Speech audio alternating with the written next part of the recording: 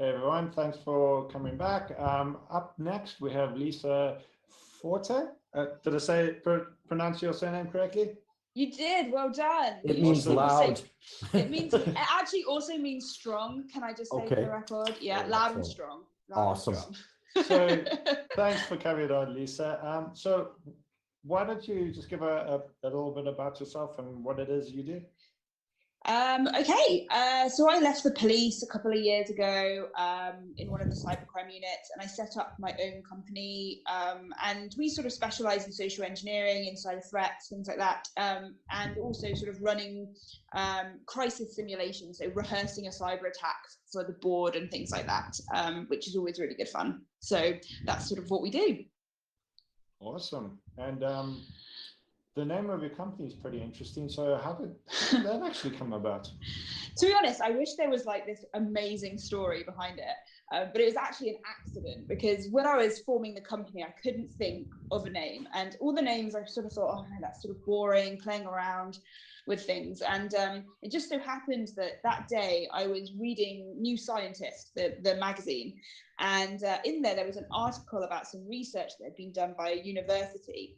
And they discovered that goats can identify intruders into their herd just by hearing their voice. And I thought, that is incredible. So that's where Red Goat came from. And the sort of the funny byproduct of it, apart from being kind of memorable, is that one of my clients, when I go in, the receptionist says, "Oh, the goat lady's here." So I'm like, which I just think is brilliant. Because you know what, though, baby goats are adorable. So, you know, I think that's a kind of cool thing.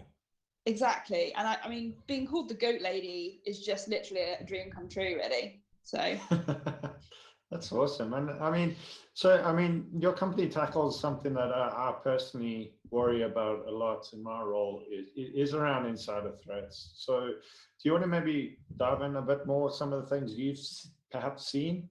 Yes, we've done a lot of research, actually. We did a research report that is like free, open source for everyone to download, on sort of reporting, and it was really interesting because I knew that generally if people saw suspicious behavior being conducted by one of their colleagues or senior managers or something like that they probably wouldn't report it. However, in our research, we actually discovered that basically senior people in an organization can do pretty much anything and nobody would report them, which was incredible. And in fact, the only people that colleagues were sort of felt comfortable to report at all were contractors. They were really happy to report contractors, but everybody else, they were just like, no, I'm not reporting that. So it just kind of goes to show that, you know, you might think, oh yes, everyone would report something suspicious, but the reality is they probably won't. Right. Well, I mean, it's pretty interesting. Like, why do you think people are happy to report contractors? I think partly because they're not really seen as part of the tribe. And as such, it feels like, well, if I go and report him, I'm less likely to be labeled as a snitch or, you know, someone who can't be trusted. Whereas if I do that with one of my colleagues, then this might become very uncomfortable for me in my job going forward. And so for that reason, I think just weighing up the costs versus the benefits, I think it sort of skewed in favor of staying quiet for the most part. Yeah, I mean, that makes it interesting. And the other side that I think insider threats for me is also worried about is just the sheer access that they already have. Do you think cybercrime or rather the organized crime is going to leverage this more and more? I mean, oh yeah, I mean, we're seeing insider threats increase exponentially. I mean, even if you just look at the media, over the last 2 years, reports have gone up hugely in terms of sort of stealing intellectual property, stealing trade secrets, that sort of thing. In my experience, insiders typically are going for information that's really valuable. So probably customer personal information is not that valuable in this context. It's more trade secrets, business plans, client lists, things like that can be traded both to competitors, but also on the dark web or, you know, to other governments potentially, depending on the industry you work in.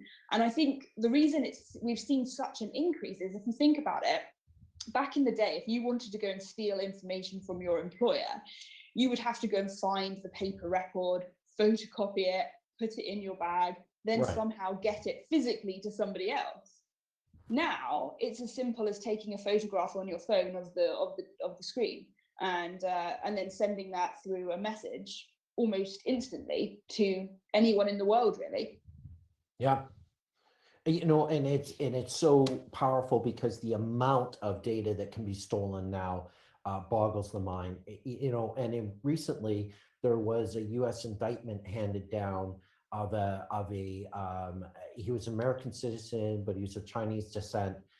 Copied literally terabytes of sensitive information to a hard drive, and was basically intercepted at the airport. But terabytes of information in this day and age on a credit card sized device is not uncommon, you know? No.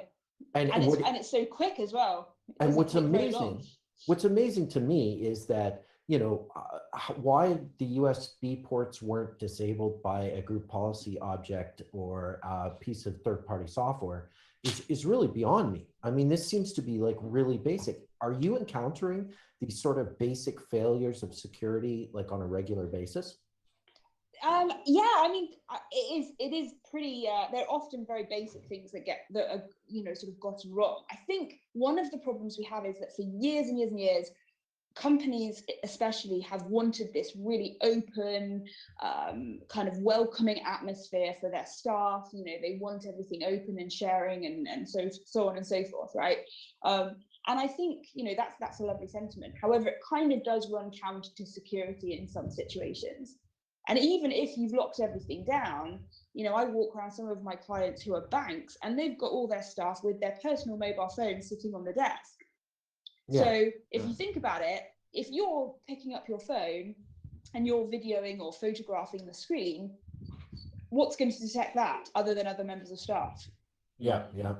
And the other thing I've seen often is like one of the arguments is, oh, but we vetted them. And to me, that's just doesn't always pan out. I mean, we have the likes of the NSA who obviously know a lot about people and they still get breached by insider threats. So what's your advice to companies? Like, how do they help prevent this kind of thing? I think actually, it's sort of in agreement with you. I think actually over-reliance on vetting leaves you more vulnerable because for a start, you know, most companies, you know, don't have the ability to put people through lie detector tests and a whole load of other testing, right? It's not reasonable to do that. Employment law isn't going to look very kindly on a lot of those sorts of things. So you've got this point in time of sort of a document that apparently gives you a sort of tick or cross against an individual. But obviously things happen in people's lives and they move jobs. And so, yes, you might be cleared for one job, but as you get promoted and get more access, your lifestyle changes. You know, how is that sort of recorded and risk assessed?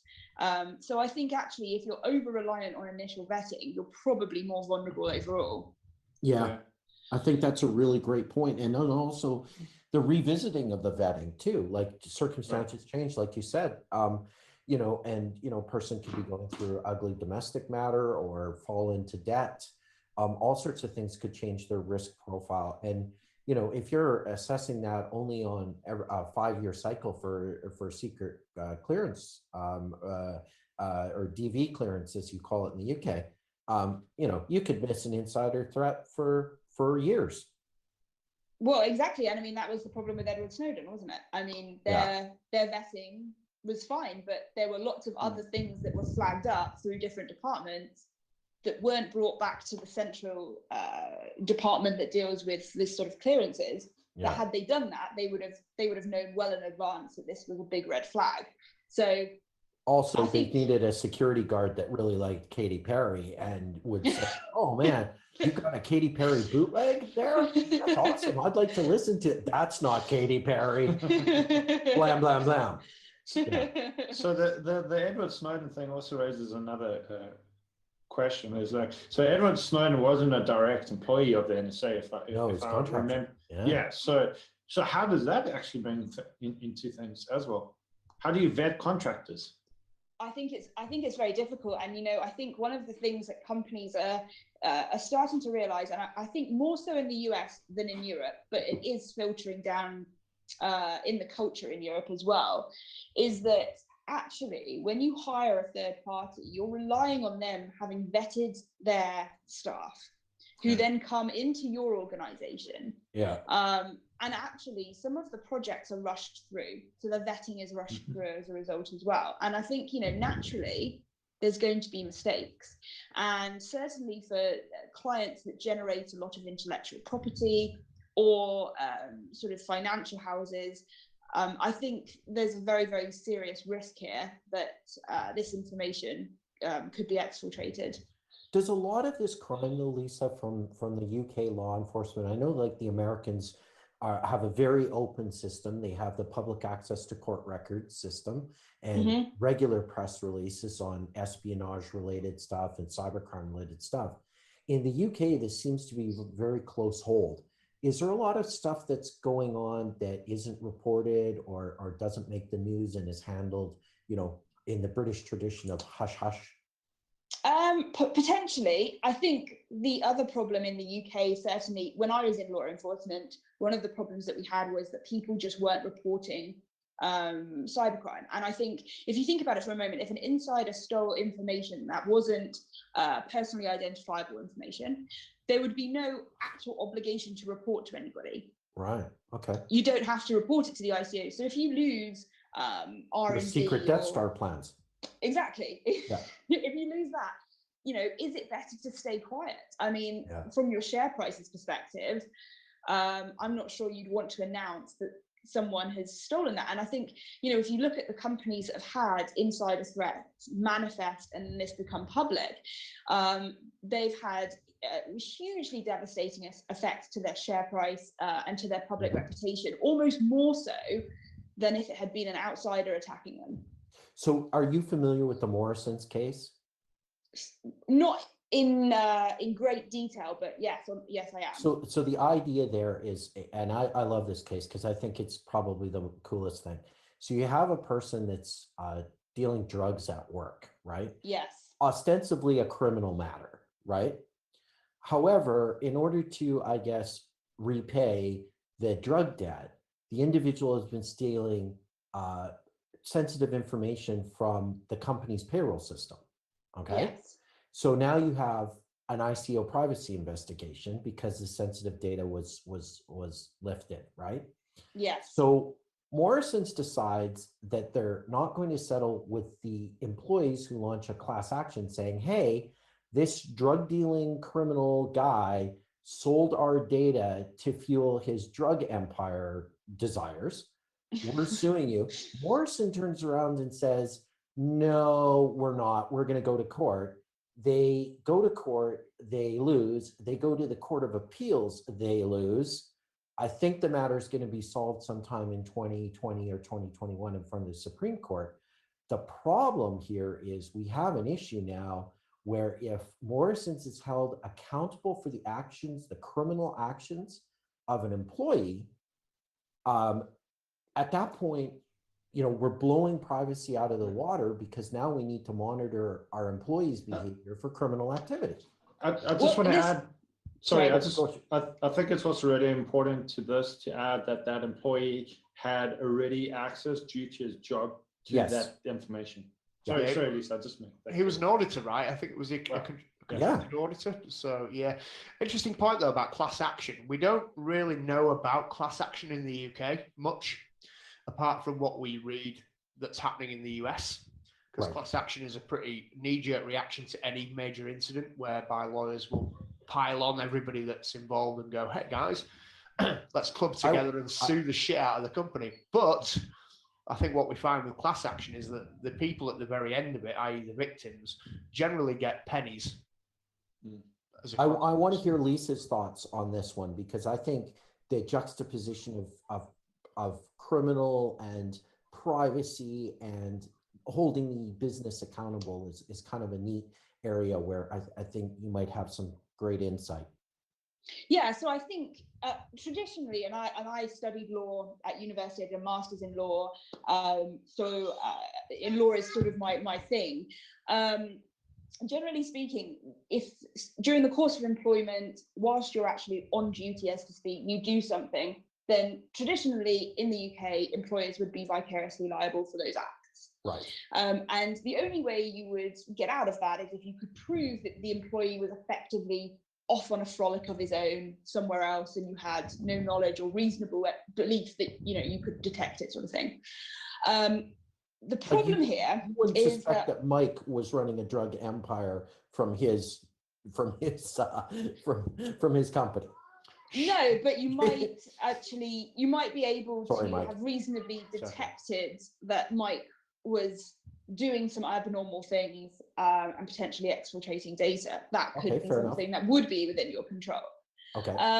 So in that respect, I don't disagree with the judgment. However, what's kind of interesting is that concurrently in the UK, there's been a very big movement, especially by the courts, and in the EU generally, actually, to really strike down any sort of aggressive employee monitoring. And they've really, really been very strict with this. And they've said it's really not acceptable unless you can prove that it is proportionate and necessary for the aim you're trying to achieve. Right. So it's something that I think is going to cause a lot of ripples in the industry generally within the EU. Because monitoring all your staff, everything they do, I don't think will work anymore in an employment tribunal. It also comes down to monitoring employees, and this is where I always feel that you should monitor behaviors. So is that something you agree with? So you don't actually monitor the employee, you monitor their behaviors. Yeah, I mean, I think it would come down to how intrusive that was. For example, I recently read about a case where a company had bring your own device, and they actually monitored activity on the employee's own devices, which was deemed excessive and ruled that you were not able to do that. But typically they've said things like, being able to monitor certain private messaging accounts and things like that employees use is not okay. Right. So I think you have to tread really carefully. And I personally feel that the best way to tackle this is to, again, going back to the same thing that we always say with security, is working out where your assets are that an insider might want to steal if they exist in your company, and then monitoring just those employees as opposed to your entire cohort of staff. Right. Yeah. Totally Wow. agree.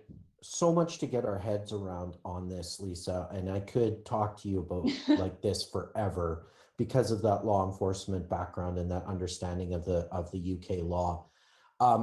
Thank you so much for participating. It's been absolutely our pleasure. And I hope everyone is donating. It's such a worthy cause, and yeah, thank you. I really hope that that the donations keep rolling in, because it's really important.